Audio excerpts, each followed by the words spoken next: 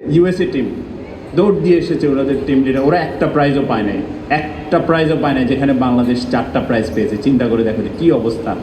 So তারপর যখন আমাদের সবাই আবার ফ্ল্যাগ নিয়ে গেছে, আমাদের পার্টিসিপেন্ট যারা তারাও ইমোশনাল হয়ে যায়। আবার ওয়ান সেকেন্ড আমি যে হল রুমটাতে হচ্ছে যে এই প্রাইজটা দিচ্ছিল, সৌদি আরবের ব্যাপার স্যাপার আলাদা।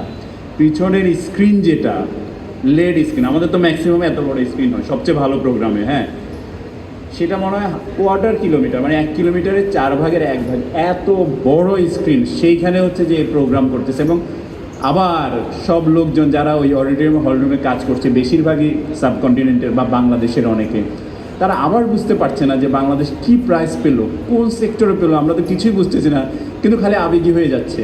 আমাদের বাচ্চাগুলো যখন বের হয়ে আসলো, তারা সবাই এসে জড়ায় ধরছে ওদেরকে, যে আমরা সারা জীবন এখানে তো কাজই করেছি, কিন্তু সৌদি লোকজন যে উঠে এসে তোমাদেরকে মালা মেডেল পরিয়ে দিচ্ছে, এখানকার লোকজন যে এসে এত সম্মান করতেছে, এটা তো আমরা কোনোদিন দেখি নাই। এটা আমি আবারও বলি, আমি টিম লিডার হিসাবে আমি তো একদম ইমোশনাল, ওখানে আমাদের স্টুডেন্টরা ইমোশনাল।